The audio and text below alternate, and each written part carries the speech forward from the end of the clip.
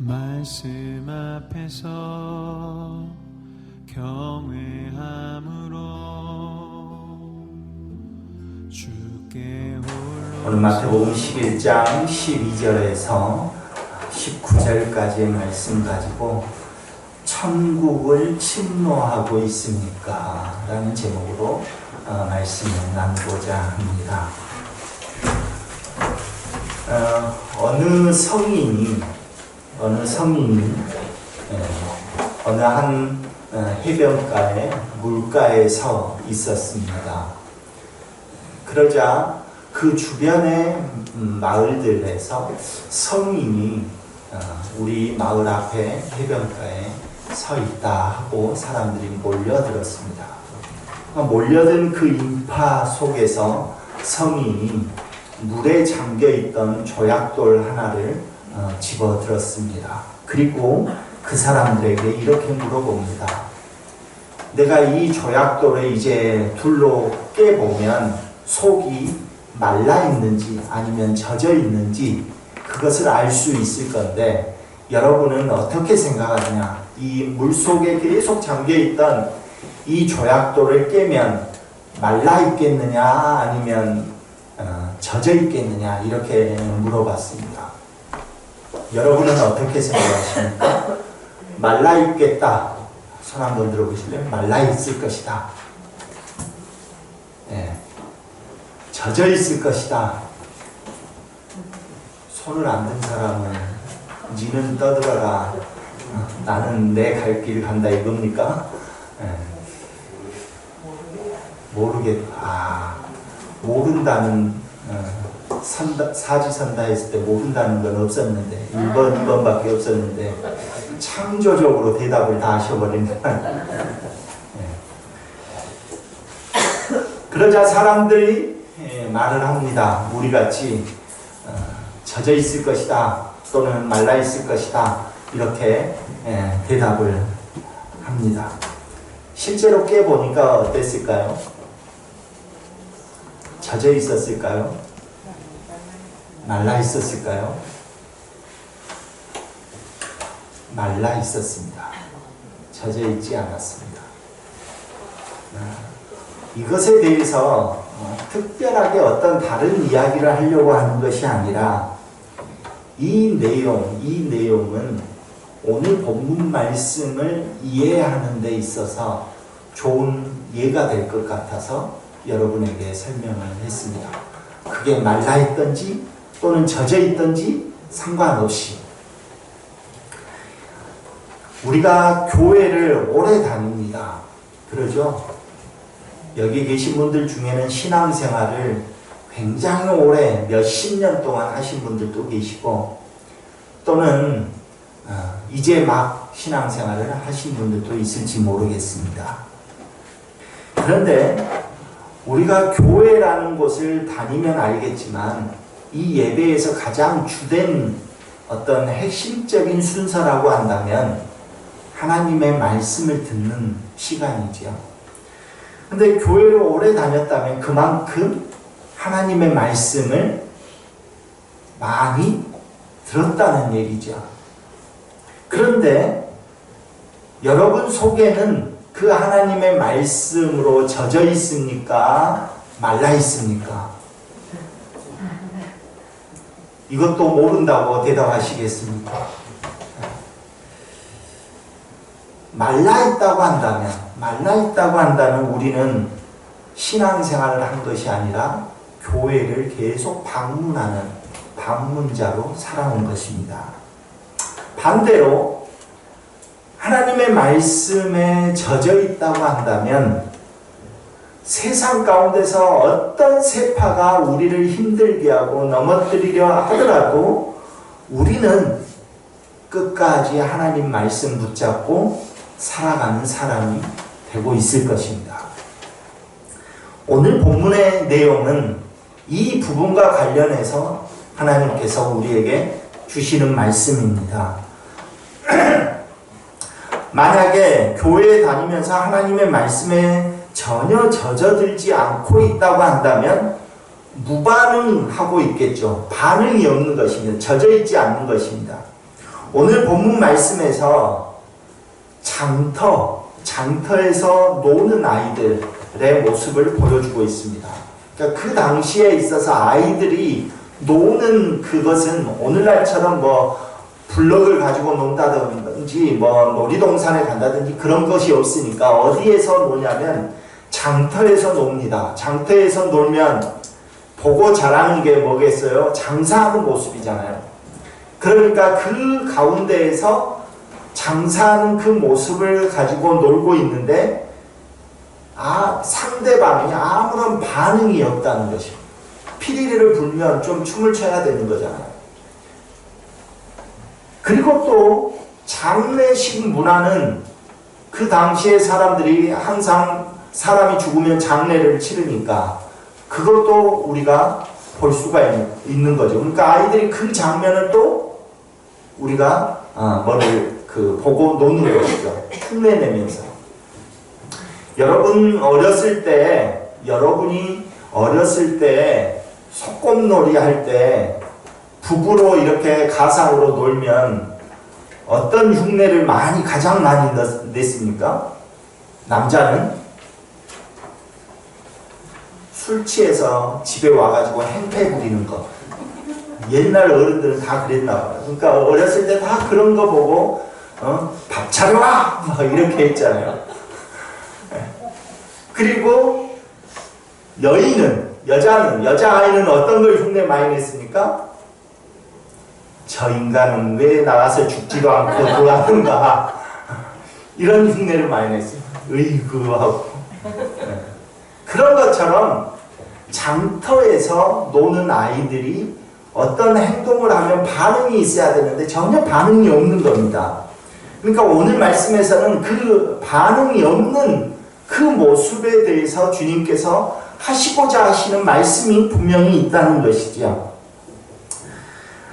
예수님과 하나님 나라에 대한 반응 또는 무반응에 대해서 오늘 설명하고 있는데, 먼저 우리가 본문 12절을 함께 자막을 보시면서 같이 읽겠습니다. 본문 12절 말씀입니다.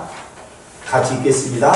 세례 요한의 때부터 지금까지 천국은 침노를 당하느니 침노하는 자는 빼앗느니라. 네. 침노하는 자는 빼앗느니라. 천국을 빼앗는다는 것이죠. 그렇다면 천국을 침노한다라는 뜻이 뭘까 하는 것이죠. 이걸 알아야 다음이 설명이 되잖아요. 예를 들면 잘 우리가 이해할 수 있습니다.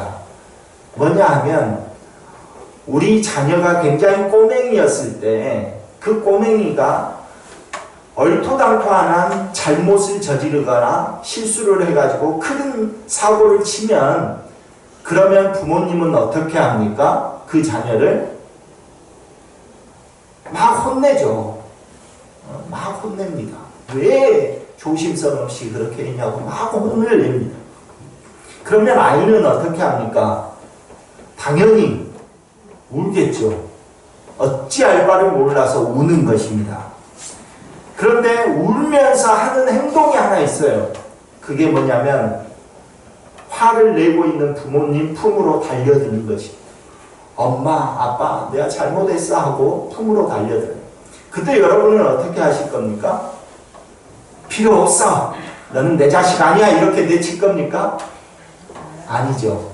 품으로 달려들면서 엄마 잘못했어. 이렇게 할 때 그 아이를 품에 안으면서 그래 다시는 이런 일 하지 마 하고 용서를 하는 것이죠. 이게 바로 침노한다라는 의미입니다. 분명히 잘못은 자녀가 했어요. 그리고 화를 내고 있는 부모 앞에 그 잘못한 자녀가 뛰어드는 거예요. 품으로. 그리고 잘못했다고 하는 겁니다. 즉 여기서 침노하는 것은, 침노는 아버지 하나님께 자기가 잘못했음을 알고도 아버지 하나님께 달려드는 거예요. 그 품으로 달려들면서 뭐를 구하는 거예요? 긍휼을 구하는 겁니다. 긍휼. 잘못은 내가 했어요. 분명히 맞습니다. 내가 잘못했지만 하나님은 내 아버지가 되시잖아요. 나 용서해 주세요 하고 아버지 품으로 달려드는 것이, 그게 바로 침노하는 겁니다. 그러니까 천국은 이런 침노하는 자들의 것이다. 잘못했음에도 불구하고 지금 하나님이 내 아버지라는 사실을 인정하고 그 아버지 품으로 달려드는 것, 그래서 용서를 구하는 것, 이것이 바로 이런 사람에게 천국이 그들의 것이 된다라는 것입니다. 그런데 우리는 하나님의 말씀을 많이 들어요. 그렇죠? 앞에 조약돌의 예를 우리가 들었잖아요. 우리는 하나님의 말씀을 많이 듣습니다.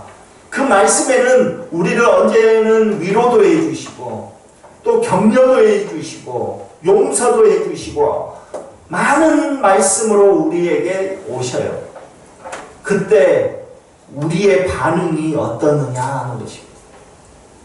오늘 이 어린 아이들이 장터에서 피리를 불고 놀면 내 친구가 막 춤을 추면서 반응을 해야 되는데 전혀 무반응하는 거예요. 또 장례식 그 놀이를 하면 아이고 아이고 하면 옆에서 같이 아이고 아이고 하면서 울어주고 해야 되는데 전혀 반응이 없는 거예요. 그런 것과 같은 거예요. 즉 오늘 우리가 하나님의 말씀을 많이 들으면 그 말씀에 따라서 우리가 용서를 구하며 하나님 품으로 달려드는 것이죠. 그런데 그렇게 하지를 않는다면 문제이지 않겠습니까? 그렇다면 왜 사람들은 무반응으로 반응을 보이지 않는 걸까요? 왜 피리를 불면 춤을 춰야 돼요? 그리고 아이고 아이고 곡을 하면 같이 울어줘야 돼요. 그런데 그렇게 하지를 않는 이유가 뭡니까? 오늘 말씀에서는 그들이 스스로 자기 스스로 슬기롭고 지혜롭다고 생각하기 때문입니다. 우리 마태복음 11장 25절을 한번 자막을 같이 보고 읽겠습니다. 11장 25절입니다. 같이 읽습니다. 시작. 그때 예수께서 대답하여 이르시되 천지의 주이신 아버지여 이것을 지혜롭고 슬기 있는 자들에게는 숨기시고 어린아이들에게는 나눠주심을 감사하나이다. 네. 자기들 스스로 지혜롭고 슬기롭다고 생각하기 때문에 어떤 문제를 만나면 어떻게 해결하려고 하냐면 자기가 지혜롭고 슬기롭기 때문에 자기가 그 문제를 해결하려고 해요. 그래서 이 슬기롭고 지혜로운 사람들은 항상 대안을 준비해 놓고 있어요. 대안을. 그래서 어떤 어려운 일이 생기면 아버지 품으로 달려들면서 아버지에게 이 문제를 해결해 달라고 기도하면서 나아가야 되는데 지혜롭고 슬기로운 사람들은 어떻게 합니까? 자기가 준비해둔, 자기가 마련해둔 대안들을 가지고 씨름을 해요. 이것을 가지고 문제를 해결하려고 하는 거죠. 그것도 잘 안 되면 두 번째 대안을 가지고 해요. 그러니까 이런 사람들은 진짜 슬기롭죠. 다 준비하고 있는 거죠. 자기 스스로 대안을 마련하고 있는 겁니다.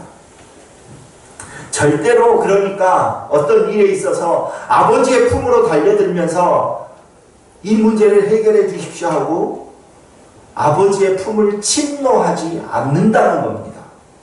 이게 반응 없는 사람들의 큰 특징이라는 것입니다. 그래서 오늘 말씀에서는 뭐라고 하냐면 이런 지혜롭고 슬기로운 사람들에게는 하나님의 말씀을 또는 하나님 나라를 숨기셨다. 이렇게 말씀하십니다. 숨기셨다. 자기 스스로 하려고 하니까 자기 스스로 그 문제를 해결하는 것입니다. 반면 부모의 품에, 아버지의 품에 달려들면서 긍휼을 구하며 침노하는 그 어린아이들과 같은 사람들에게는 뭐 했다고요? 하나님의 나라를 나타내셨다는 거예요. 그래서 오늘 25절에 그 이야기를 하고 있는 것입니다. 오늘 우리는 너무 이 세상의 풍조에 지혜롭고 슬기로운 자들처럼 신앙생활을 하려고 하는 것은 아니냐 하는 것입니다. 그 이유가 무엇이든 너무나 지혜롭고 슬기로운 채 하면서 하나님의 긍휼을 구하지 않고 스스로 마련해둔 그 대안을 가지고 모든 문제를 해결하려고 그렇게 똑똑한 사람처럼 슬기로운 사람처럼 지혜로운 척하면서 신앙생활을 하고 있지 않느냐 하는 것입니다. 지혜롭고 슬기로운 사람들이 자기가 만나는 그 문제 앞에 어떻게 그 문제를 해결하는지 한번 또 보겠습니다. 이 슬기롭고 지혜로운 사람들은 자기가 만난 문제를 어떻게 해결하냐 하면 오늘 본문 18절 19절이 그 이야기입니다. 우리 함께 자막을 보면서 18절 19절을 같이 읽겠습니다. 요한이 와서 먹지도 않고 마시지도 아니하며 그들이 말하기를 귀신이 들렸다 하더니 인자는 와서 먹고 마시며 말하기를 보라 먹기를 탐하고 포도주를 즐기는 사람이요 세리와 죄인의 친구로다 하니 지혜는 그 행하는 일로 인하여 옳다함을 얻느니라. 뭐라고 합니까? 이 사람들이 해결하는 방식이 뭡니까? 세례 요한은 금식을 했어요. 하나님의 그 음성을 듣고 하나님의 말씀으로 찾아오시는 그 하나님을 만나고 또 예수님을 만나고 메시아 되시는 예수님을 만나고 금식했어요. 금식하면서 세상 사람들에게 하나님의 말씀을 증거했어요. 광야에서. 그래서 광야에 외치는 소리가 되었어요. 그런데 지혜롭고 슬기로운 사람들에게는 슬기로운 사람들이 어떻게 그를 판단해요? 저가 귀신이 들려가지고 헛소리한다 이렇게 말해요. 먹을 건 먹지 않고 하나님의 말씀을 전하니까 귀신 들려가지고 헛소리한다. 저 사람 말 들으면 안 된다 생각했어요. 그렇게 말하고 다녔어요. 그런데 반면에 예수님께서는 그러면 금식하지 않고 죄인들과 세리와 같이 밥을 먹었어요. 그러니까 이 지혜롭고 슬기로운 사람들은 또 어떻게 말을 해요? 저가 죄인들과 함께 먹기를 탐하는 자다라고 말을 해요. 그러면서 예수님의 말씀을 안 들으려고 해요. 지혜롭고 슬기로운 사람들이 문제를 해결하는 방식은 자기의 지혜와 자기의 슬기로움으로 모든 것을 단절시키는 방식으로 또는 자기가 준비해 놓은 그 방식으로 그 대안으로 모든 문제를 해결하려고 한다는 것입니다.